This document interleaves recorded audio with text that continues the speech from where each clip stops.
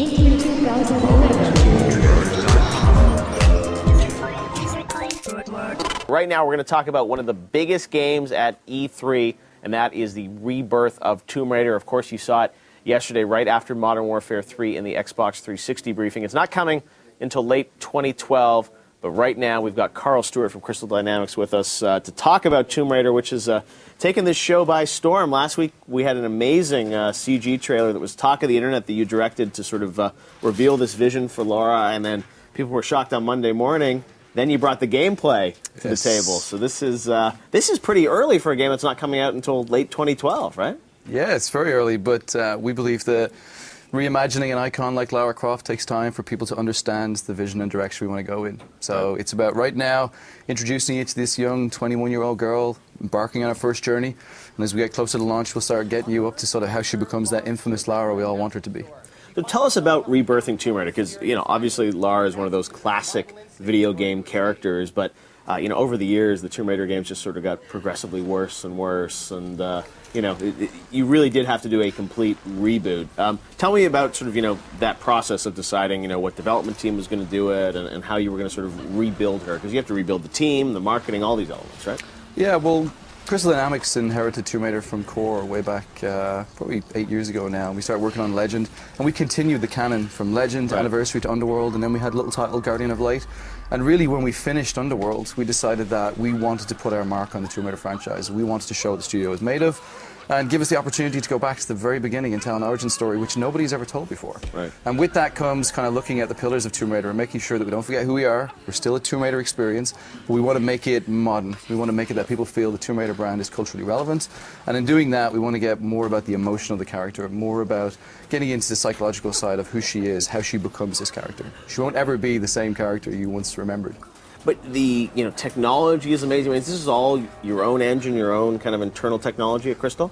Yes, it's actually the Crystal engine which we built Legend, Anniversary, Underworld on. Yeah. We just, when we set out with this project, we told the engine team exactly what we wanted to get. Physics is king, realism is king, it's all about emotion.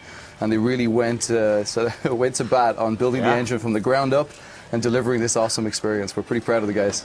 Yeah, it looks amazing. I think people were a little surprised to see it on stage with Xbox. Why were you guys there at the Xbox briefing? What was the sort of meaning of that? We just showed them the game not too long ago, and they were so happy to put it up there with the rest of them. They asked us, would we be interested? And we said, yeah, of course we would. It's great. We want to show the world. It's the 1-2 punch, trailer, then gameplay. I'm sure Sony would have loved to have it there too. So it was nice to see it was on the Xbox stage right after Modern Warfare 3. So yes, it was a real privilege to have the teams work up there right after Modern Warfare and right beside Mass Effect.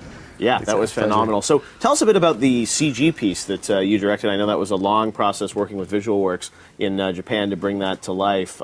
It's such a phenomenal piece, and I think when it hit the internet last week, people were just dazzled by the visuals, because there are lots of great computer-generated trailers, but that one just takes things to the next level with the level of action and the realism.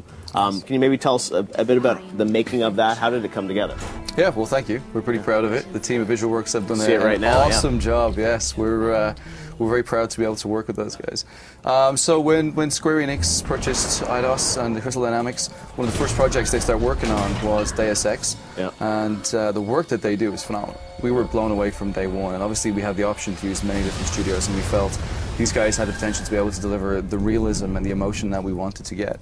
And what you see was really kind of saying, instead of just building a traditional gameplay trailer, which I love doing, we've done many in the past, this one we wanted to show sort of a darker emotion, deeper emotion to a character that people have never really seen before. So I kind of treat this a little bit different than just saying it's a game trailer or a video game trailer. It's more about sort of setting up the premise and the story and the grounding for the future of the franchise.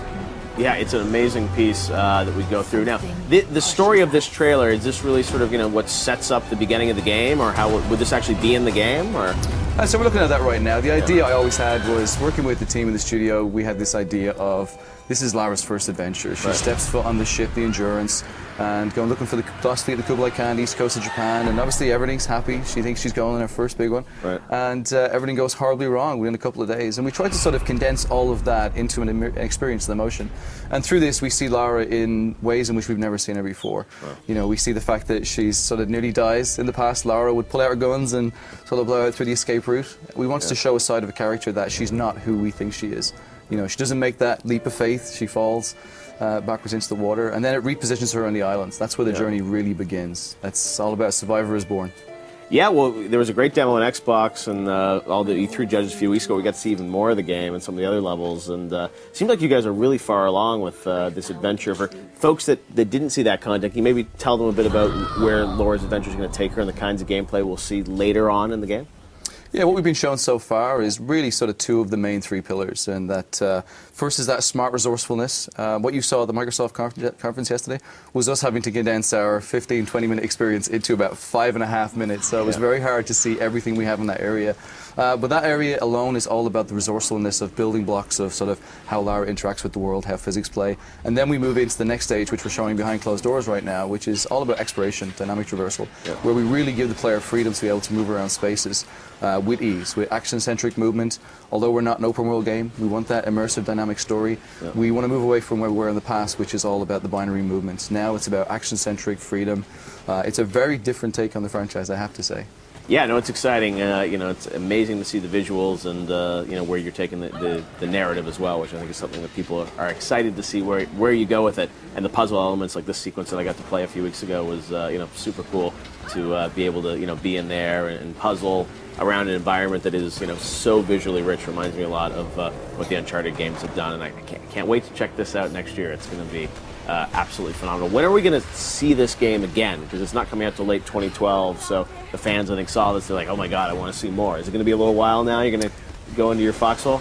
Yeah, unfortunately I have to say we're going to go a little bit quiet now for a while. Only because I think it takes time for people to digest and understand where we want to go with it. Next time we come back, we want to move into that next bigger stage about how she's evolved a little bit on the islands and sort of take that story a step further. Ultimately, throughout the campaign, we will stop it at a point in time where we won't give any teasers or leaks away. So to us, we're going to go quiet probably for the next couple of months at least. Interesting. All right, well, we'll keep the powder dry for a little bit. Justine, I know a lot of people online are big fans of Tomb Raider. What are they saying? What questions do they have for Karl? Actually, a lot of people are asking this. Mark G on Facebook, who was Lara Croft been modeled after, and are there any high-profile voice actors in the cast? So we made a decision. That's a two-part question. Second one is, we made the decision that no, we wouldn't have any high-profile actors or actresses in the cast, just purely because we wanted the story to stand out on its own. We wanted the performance to be king and not be overshadowed by, I know that person or I know that name. So that's kind of one of the big things for us. The first one again? Oh, but who she modeled after? Oh, who she modeled after? We actually haven't modeled her after one particular person. Our art director, Brian Horton, has carefully brought Lara to life using sort of different sort of assets, faces, making a very unique look. And I think that certainly is. Hopefully, there's no girl out there who's going to appear and go, "Hey, look, it's me." We didn't model it off any one person. I'm sure there'll definitely be somebody who resembles her. Yeah, and no that'll doubt, be. no You'll doubt. find that soon. We have another one here. Nikos D, are any of the environments going to affect Laura's behavior in any way? Yes, we will reveal more of that later in the year, but it's a very immersive story, so obviously everything that goes on in the world is going to be a persistent world, and it will affect character play as well as the whole storyline. Let's see. Nikos also has another question. Love the new dark atmosphere in the demo. Is there going to be any relation to the horror game? No, genre, we kind of make sure that we're more of a survival adventure, action adventure. We're not going to be into that horror, gruesome. It is going to be an immersive story about survival. It's about a character's journey from landing in this place, sort of, you know, young, gritty, but so determined to stay alive all the way through to becoming that infamous Lara Croft we want her to be. Another one on from Twitter. Deadman DRB wants to know, how did the change in direction come about?